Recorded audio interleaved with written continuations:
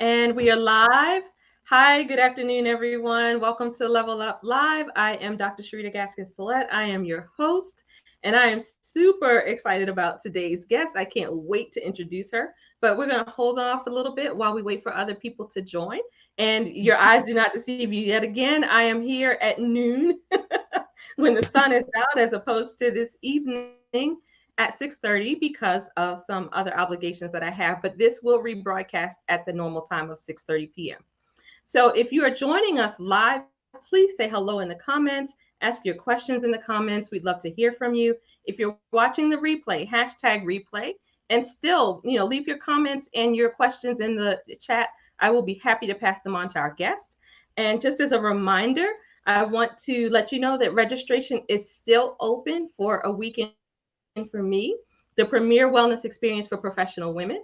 And my junior assistant and junior assistant, also known as my daughter, my 11-year-old daughter, Sophia, and I went to Puerto Rico last week to do a site visit, and the venue is absolutely breathtaking. Guys, I cannot tell you how excited I am about planning an event in such a beautiful space. So only thing that's missing is you. So if you're thinking about it, if you're on the fence, please get off the fence and get on the team. It's www.aweekendforme.com to register. Registration will be open until October 1st.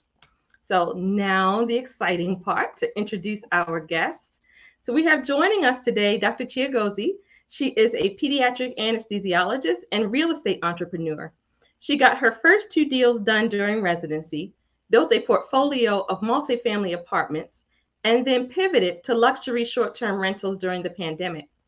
On her SavvyDocs in real estate platform, she now helps doctors save on taxes using short-term rentals. She is based in the suburbs of Syracuse, New York, where she lives with her husband and three girls. Welcome, Dr. Chiagozie. Thank you so much for having me, Dr. Gaskins-Tillett. It's been such a joy anticipating this conversation because I think your people are my people. So I think we're gonna have a lot of fun. Our people are each other's. Yes, I agree. So I'm super excited to hear because I learned something in your bio because I've been following you for a long time.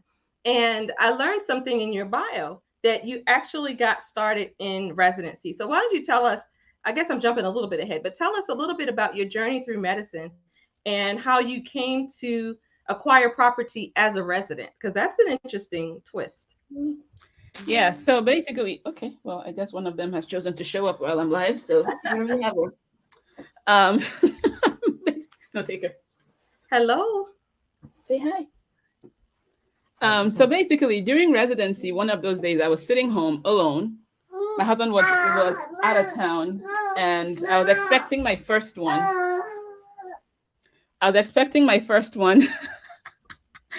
And I'm there plopped on the couch, tummy all up here, and I'm watching TV, and I watch HGTV and Flip or Flop. They turn a property from, looking pretty crappy to looking amazing in a matter of one episode. And they turned a profit of $60,000.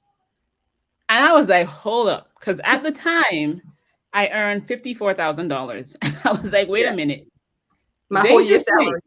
My whole year's salary in one deal. Now, I know, TV time, it's one episode, but in real life, it was probably about 3 months, at least based on what they said. But still, I was like, wait a minute. $60,000, no call, no missing kids events, no, like nothing, right? And I said, whatever they're doing, I need to go look it up. And that began my journey down the real estate rabbit hole. So even the earlier backstory is that before that, I had been praying and thinking and researching and just trying to find something else that I could do, because I had noticed that even among my attendings at the time, there were some who seemed like they were lush with cash and some that seemed like they were holding back a little bit. So I knew that there had to be more than just a job, because they all had the same job, right? Yes. And so I knew that I had to do more. But when I found that, it became the answer to what had been a couple of months of searching. And it took me down a rabbit hole. Ended up doing our very first deal 300 miles away from where I actually lived. So I lived in Brooklyn, New York at the time. And my first deal was in Norfolk, Virginia. Oh, wow. And it was a rehab deal. So basically, just like I had seen on TV. So I found a foreclosed property, looked like crap. And by the time we were done, it looked amazing, but it was 300 miles away. So we were able to Yeah. put that deal together. I was a resident. I had no money, but I partnered with my dad at the time who had some cash on him. But so I had spent about a year now learning all this stuff. And when I heard he had some cash, I was like, would you want to partner? He said, yes. I was like, great. And that was how we got started. That was going to be my next question is where did you get the capital? Because, like you mentioned the resident salary, $54,000 a year. You don't exactly have extra money just lying around for real estate investing. So it's great that you were able to partner with your dad. Do you have some suggestions for other people who might be in a similar situation as you were financially, and maybe they don't have a dad who has some cash around? Like, how would Yep. they find money to start, start real estate investing? So what actually helped me there now, like I said, it took a year to even get that deal done, right? Because I actually didn't know how it was going to happen. But one book that I read during that year gap was called the book on, How to Invest in Real Estate with Low or No Money Down. And when I read that book, what it basically did was it took the lid off and helped me realize, girl, if you don't get this deal done, it's not because you couldn't, it's because you chose not to. Okay, because Okay. here are 7 different ways that you can fund a deal that doesn't have to depend on what you have in your pocket. It's now a question of, do you want it or do you not? I said, well, I want it. And then it became a question of, okay, so how are we going to do it? And so I was looking for it. I mean, I was walking into deals that I probably had no plan to fund, but I was just exploring. Can I Sure. use this method? Can I use this method? Can I use this method? One that really comes to mind was this. It was because we were in Brooklyn, right? Everything was so expensive. So there was this one guy that had a property that he had turned each room into like a rental unit, basically. It was a single room Okay. occupancy thing. So of all the properties that I was seeing in Brooklyn, his was the only one that actually met the numbers that I had learned on the forums at the time. But the question then became, how do I fund it? And I thought and thought and thought. Eventually, I ended up not figuring it how. I'm figuring out how to actually get that deal to work. But that was just how I was just like engaged, like just looking, checking out. So the book is how to invest in real estate with low or no money down. It's by Brandon Turner. And It's a we'll post it later. We'll get it in the comments oldie, later. oldie but goodie. Oldie but goodie. Now, that first deal that I ended up doing, we ended up not making the TV type of profits. Okay. It ended up being more of an education than actual profit. Okay. But with the experience that I got from that deal, I was like, well, maybe the whole TV thing is not quite where I want to be yet, particularly now that I don't quite have a lot of cash just to like experiment with things. Sure. So I went on to buy multifamily because I had heard that multifamily was safer. Yes. Well, my own version of multifamily had to be one that was going to be conducive for someone that had no money. So I Right. had to go big because if you don't have money, guess what? You need to go big so you can get other people in it. It is very That's much counterintuitive though. yes. Yeah. Yes. When you have money, then you're trying to figure out, okay, so I'm going to have money for the down payment, and then I'll put money for the furniture, and then I have all these little things. But when you don't, you have to make the deal big enough and good enough, sweet enough that even when you give others a decent return on their money, there is still a cut left for you. So that's exactly what I did. And I ended up finding a 12-unit apartment complex. It was in Rochester, New York at the time. And that was the deal that I ended up bringing in about, I think, 5 other investor parties. So friends, some of them were Sure. couples and things like that. And they brought all that was the down payment. I got the credit. So I secured the loan. I did all the running around. I put in all the sweat equity. By the time we closed on that deal, I only had about $900 out of my own pocket. And even Oh, that wow. was because the math ended up not being completely, like to the zero mark. But we ended up holding that deal for about 4 years and exited that deal in 2020. So smack that middle of the pandemic profitably. I was so excited because it was like I kind of like stuck Yeah. myself out there, and it was like, dear Lord, Sure. please let it work, please let it work, and it worked. Good, yes. So now, would you say that you're largely self-taught? Um, oh, I can't say that I'm necessarily self-taught because I mean, I spent a ton of Okay. time on forums. So at the time, I couldn't afford any of the coaching programs and stuff at the time. So I as much as I could glean from the forums, like that those early years, I was barely on Facebook, which you probably can't imagine now because I'm on Facebook a lot now.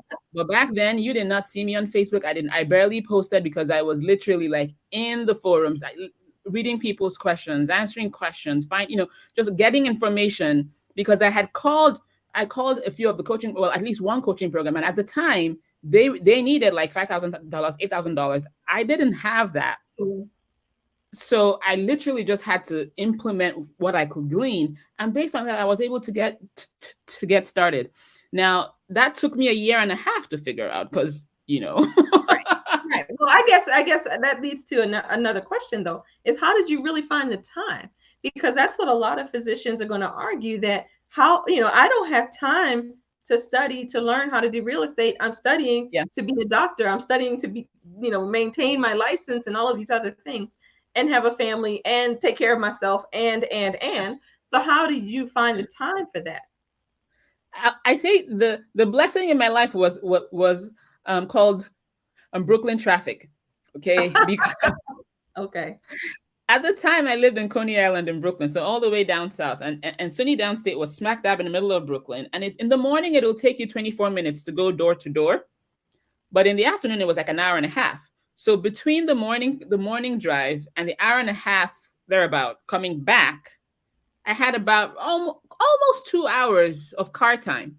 So I was listening to books, I was listening to podcasts. I think I may have listened to just like straight, maybe 150 or so episodes of the Bigger Pockets podcast back then. Okay. And that was what I needed. I mean, that was literally how I started. But the thing is, I wasn't just listening and just like entertaining my mind. Right. I Sure. was listening. I was on Zillow, even though I had zero money. Okay, I was still on Zillow, looking as if I was full of a what like of a of cash, right? I'm flush with cash because I had learned that if I could find a good deal, that I could fund it. Yes. So I knew that my sole job was to find that deal that actually counted as good. So I was talking to sellers. I was, touring properties, knowing that I didn't even have enough for the earnest money. Yes. Now, on the question of time, so actually doing the deals, real estate deals, and I'm going to say this with quite some caution, a straightforward real estate deal doesn't necessarily take a ton of your time. The time that it takes is the time it takes to look at the property, the time it takes to fill out the application for the financing, okay? And then the time it takes to answer the financier's questions. Now, that last one sometimes can be a pain in the neck, but it is more of a pain in the neck than actual time. Because if Okay. you think about it, like once you've actually filled out the application, and you filled out like the personal financial statement where they ask you all kinds of questions about your finances and whatnot. Once you get through that first hurdle, the next thing that they'll ask for is like, oh, well, you mentioned this. Can you send us a document that shows this? Now, other than the annoyance, which makes it feel like it's a lot of time, the physical time spent is not terribly much. Okay. Right. The other things that have to actually be done in a real estate transaction are not usually done by you. So it's usually a phone call to someone, a text to your realtor. You find someone, you find an inspector, and you send them the information on the property, and they schedule with the realtor to go see the place. So I learned then that my time, what like my physical presence was definitely not needed. Okay, because I never saw our first property on even until after we had closed. Okay. Okay. So anything that I could send someone to do, I sent someone to do. And that basically sort of like got me in the game and forced me to learn to delegate Yes. be, and actually get things done because I knew that I couldn't do it, but somebody else could. Okay. All right. So now let's fast forward a little bit to where I come into the story. So I actually, like I said, I've been following you for a number of years on social media, and I was under the delusion or misinformation that you actually got started while you were on bed rest, Mhm. with the little one that was just in the on the That was picture with just here, exactly. you. Okay. So tell us about that situation and Mhm. what was born out of that, aside from her. Yeah, exactly. Okay, to kind of close the gap between residency and her, right? We moved from Brooklyn to Rochester. That was where I did my fellowship, and then to Syracuse, where I became an attending. We started buying smaller multifamily properties, this time by ourselves. And at that time, I began teaching other doctors how to get started in real estate. Now, in the conversations, like the sales conversations, the discovery calls that I was having with them, I noticed that a lot of people I was talking to, at least the ones that I'm stuck out to me, were people that were burned out. Okay, Mm-hmm. like they were burned crisp. And this is like just as the pandemic was starting, and some people were coming to me saying they just cut my salary by 20% just because of the pandemic. I heard one say, "Oh, at my place of work, they withheld 10% of our salaries just in case the hospital went under." I'm like, which Yeah. other profession will you Right. just withhold salaries just so that we're safe? Not even like their partners or anything, like employee salaries. I'm like, only Right. doctors.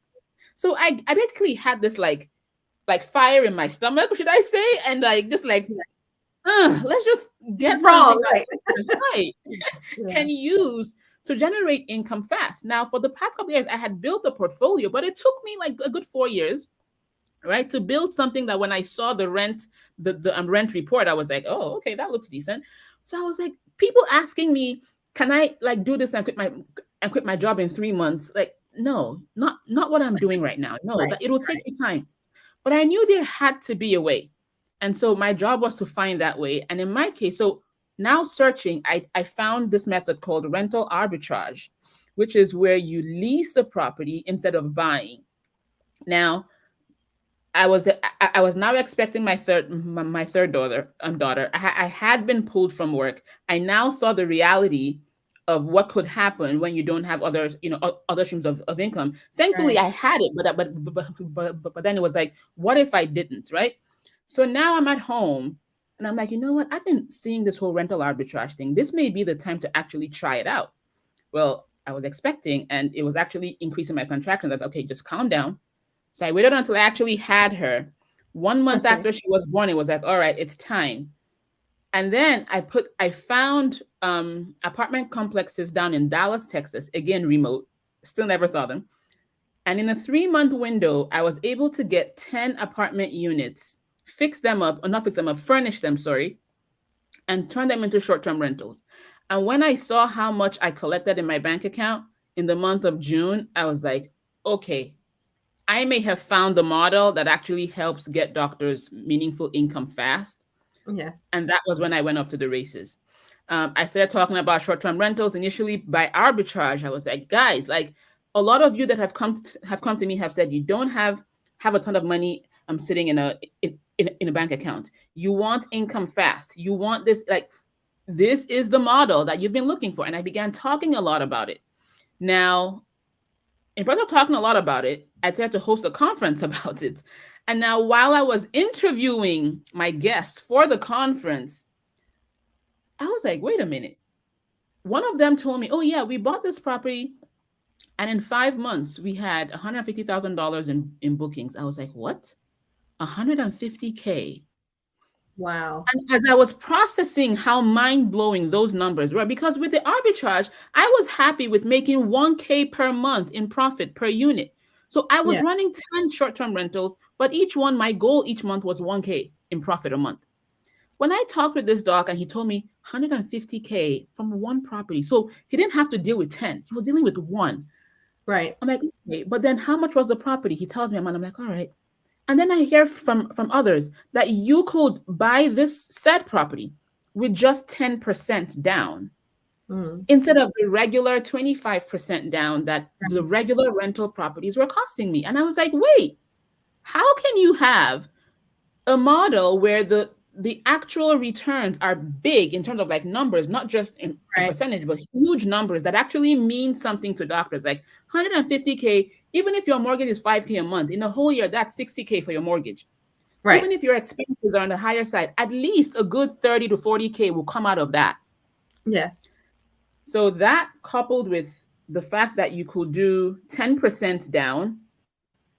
And then the last one, which is now basically what I've now been championing, is the tax savings. So with everything I had done before that, buying, I ended up, that was 1 year in particular that really stunk because with the real estate, I had enough depreciation, and those who do real estate will understand it's like it's a beautiful thing in real estate where you can make all that money and then have this magical number, show up called depreciation. Mm-hmm. Depreciation basically says we understand the building will fall to shreds in a little while, but here is a nice, little allowance to let you basically shelter your income and not have to pay a ton of taxes. Yeah. But I had depreciation and I had 60K in passive losses. But in that same year, I also paid roughly about 60K in extra, like in taxes. And I Mm-hmm. was like, why do I have the losses and I have the taxes? Like the Right. two should talk to each other. Now to hear from a different accountant that if I simply bought short-term rentals instead of the long-term rentals I had been buying, that I could actually have them crosstalk. So it was Mm-hmm. like a triple whammy basically happening at about the same time. I Okay. had now been exposed to short-term rentals. I knew the cash flow was great. I had now heard about the 10%, being able to buy them with 10% instead of 25%. And now I heard of the tax benefits and I was like, why is anybody, first of all, why is anybody Right. secondly, why are they buying anything else? Like it makes no sense. So yeah, So that's how you that's ended up our with. yes, Okay. that's All right. basically where we got to 2022. Okay. And so tell us what you're doing now. So that brings us up to 2022. We're now in 2023. So Yeah. 2022, you were all about the short-term rental game, right? So tell us what's gone on since then. Yeah. So in 2022, we actually ended up getting our first luxury short-term rental. I call her Doris. Okay. If you follow me on social media, you know I know about Doris, Doris. right? Because yes, of course, Doris on the lake, because right? yeah, it's our lakefront home. Because I went from buying these like, class B, class C type, apartments, cottages, if you may, the small two family properties into buying this luxurious property with the same amount of, of effort on my part. And now we walked into a property that even I liked. Okay. Like you go there and the air hits your face and you're like, oh my goodness. Oh my goodness. I mean, those of you attending a weekend for me, just go, okay? Just go because you need that in your life, okay? Yeah. But when you're done with that, go get yourself a Doris because it it Yeah. was so good.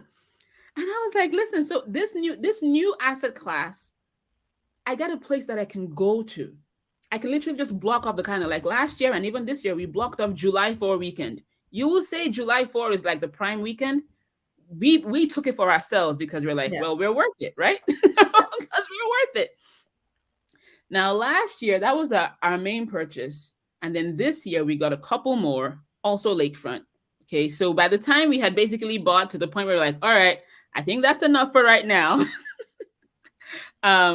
We started, rehabbing and fixing our property. So like right now, we have about three properties that we're currently in the middle of rehabbing, right? Fixing up for to ultimately refinance and keep in the Yeah. portfolio. Now, when you talk about 2023 though, I began talking more on social media about buying businesses.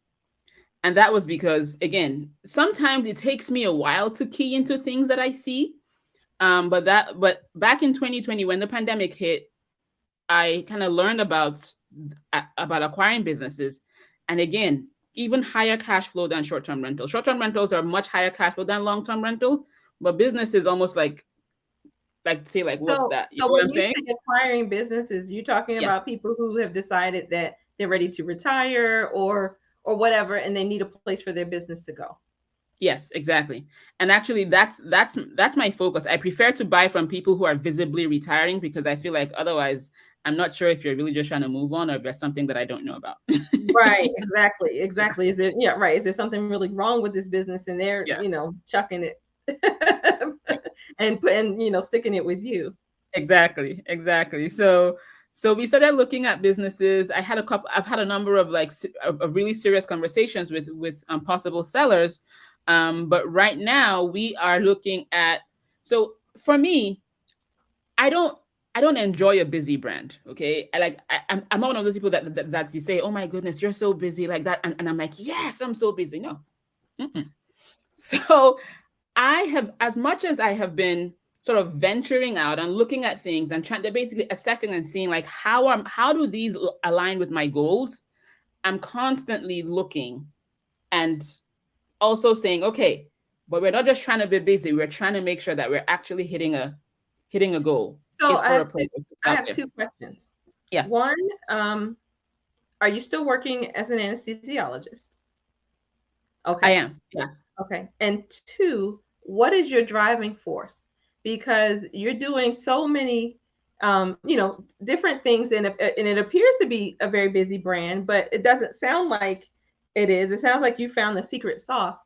But what's driving you to do these different things, to make these deals and find these other streams of income? Yeah. So I think when I first started, my whole thing was, you know what, let's get multiple streams of income. Let's get multiple. That was like the whole thing in my head. And then the more I started talking with people, the more I was like, no, it's not just for you. It's because you are like a bolder type of person. And when people kind of see you do things, then they're bold enough to do it for themselves. So that became a second kind of driver. And then as time went on, and particularly I would say this year, actually, it was this year, back in July, I attended a conference and literally was, I would say, hit wrecked. I don't know the word that you use.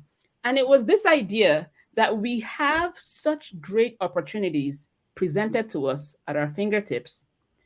And we want to use excuses like, I'm busy. Okay. The exact scenario was that I watched somebody present about kids that were being trafficked.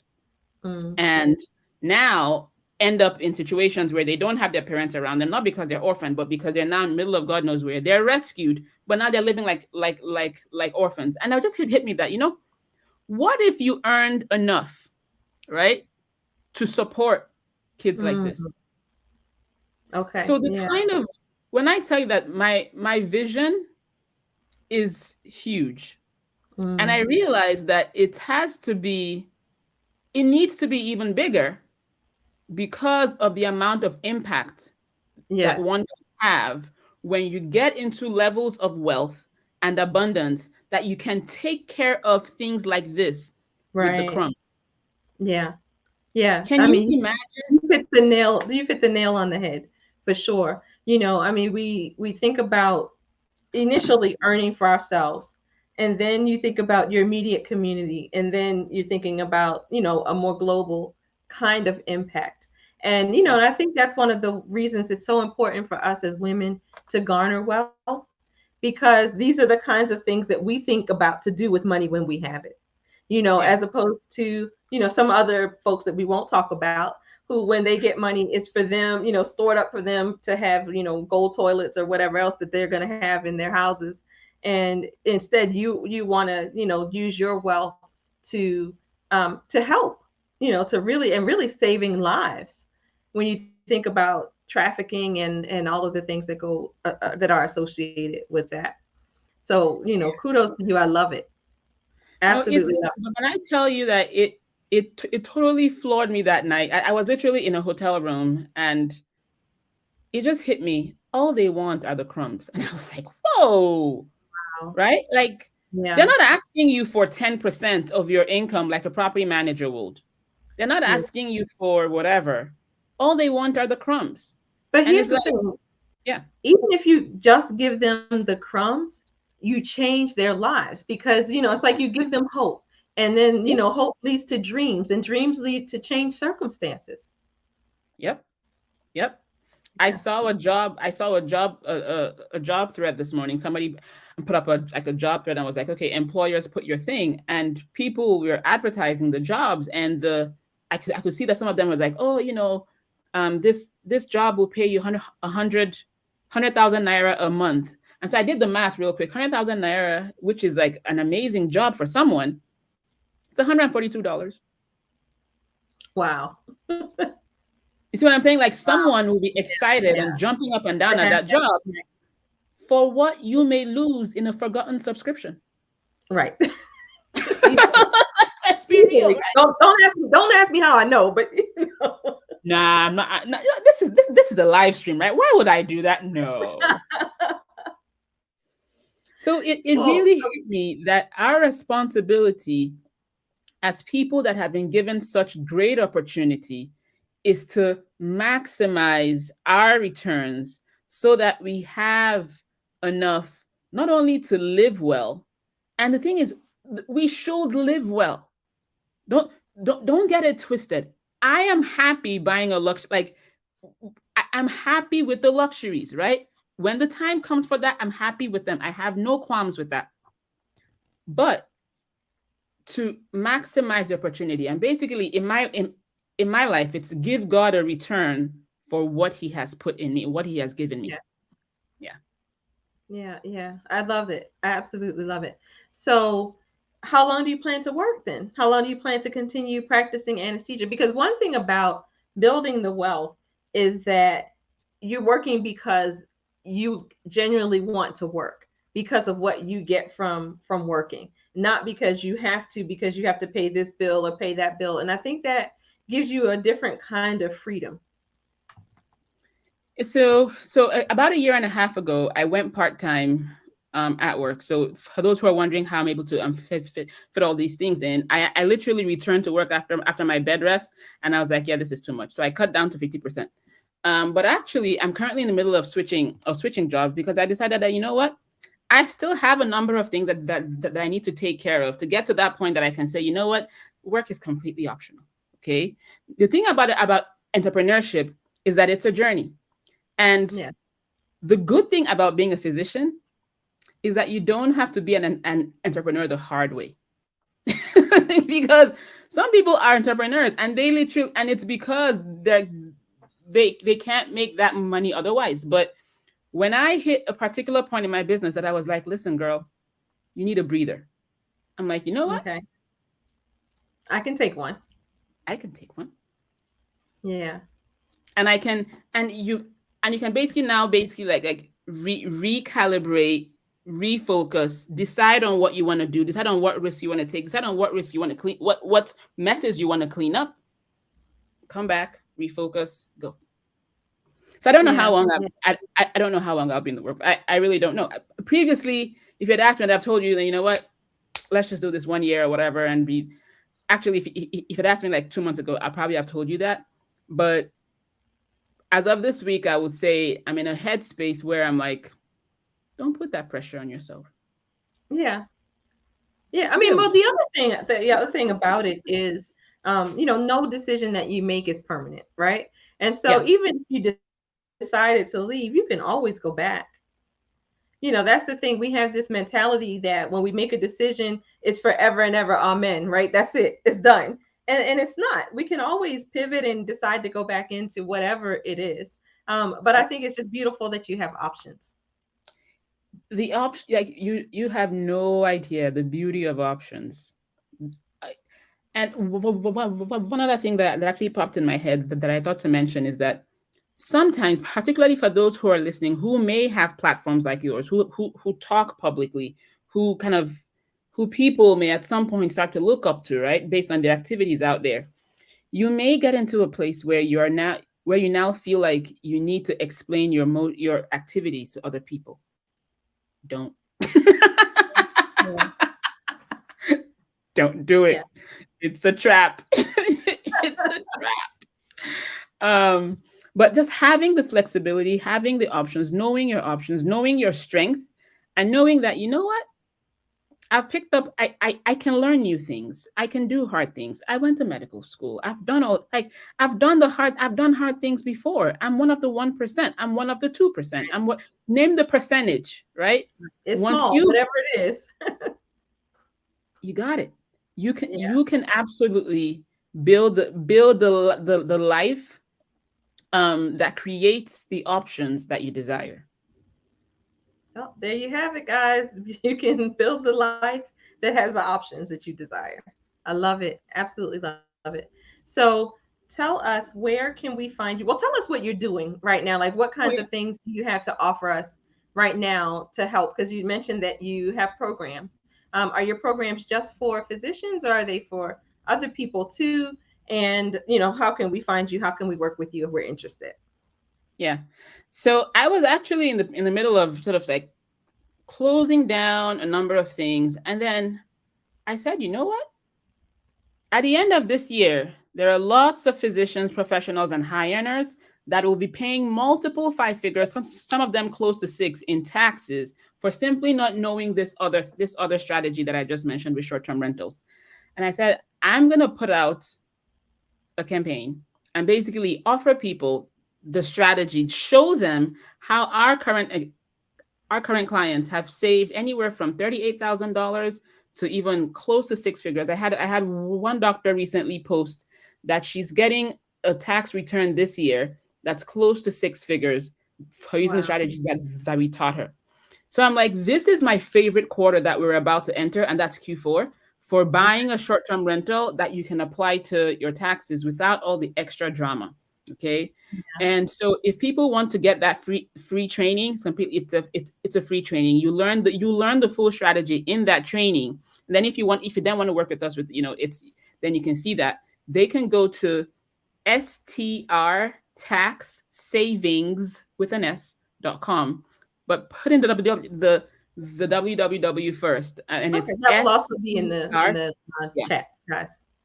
STR for short-term rental. So strtaxsavings.com. That'll get you onto our email list. That'll get you into our world. That'll get you into our access, et cetera, et cetera. But that is currently what we're promoting and inviting people to. Okay, so now that training is for everybody, Oh, or anyone just anyone can watch the training. Anyone can watch the training. A lot of my messaging and my things, I talk to doctors and what I'm saying. But correct? for the STR tax saving stuff, if you have a job, if you have a job and you pay a ton of taxes and you would like to do something about it, yeah, Okay, you need so that. anybody who wants to have tax savings should check it out. Yes. Okay, all right, very good. And then your coaching program, is that just for physicians, or is that for others as well? So when they watch the training, they will see what we're currently offering right now. That Okay. is the one way to actually work with me right now. Like, that one thing is the one way to work with me right now. Okay. All right. Very good. So I like to, and thank you so much for this conversation. It's been very inspirational. I love talking with you. Um, so thank you for coming. And My I'd pleasure. like to end on a variation of the same question. And so I guess what I will ask you is, if a woman is looking to up level her financial life, what is the single best thing you would recommend she do? The first thing that I would say is find one of the vehicles that appeals the most to you. There are many ways to, grow income and gain wealth and all of that. But I say find the one that speaks the most to you, and then find a community where that is the one thing that they're talking about, and then go all in. Now, if you come into our world, you hear of two things. You hear of short-term rentals, you hear of buying businesses. Those are two things, okay? Now, even though we may provide you with like content or whatever, if you pick one thing and find everywhere that that's being spoken about, immerse yourself in it, learn the lingo, if find a coach if you must, right? But in that period of immersion, you will accelerate the likelihood of your being able to actually achieve that goal of financial freedom that you're looking for. Excellent. So it's about focus, is Focus. what Yeah. what it sounds like. Yeah, it's about focus and dedication. Yep. I love it.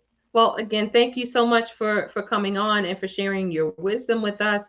We will definitely be listing your contact information in the chat, as well as information on how people can sign up for the upcoming training about the taxes, because that's very, very necessary. So thank you guys for tuning in. Thank you for indulging me at noon instead of Thank 6:30. you for having me. Again, Thanks. Again, registration is open for a weekend for me, and it really is, going to be phenomenal.